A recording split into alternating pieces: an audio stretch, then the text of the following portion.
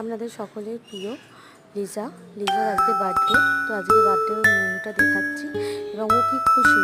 মিষ্টি খেয়েছে, sugar free মিষ্টি এবং টক দই, রাঙালু সেদ্ধ, পেঁপে সেদ্ধ, গাজর সেদ্ধ, চিকেনটাও সেদ্ধ, ভাত, ডিম সেদ্ধ দেওয়া হয়েছে।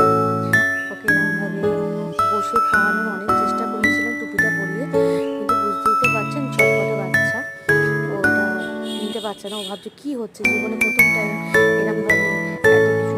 ওকে তো আমরা মেখে খাইয়ে দিই, এরকম দেখে না।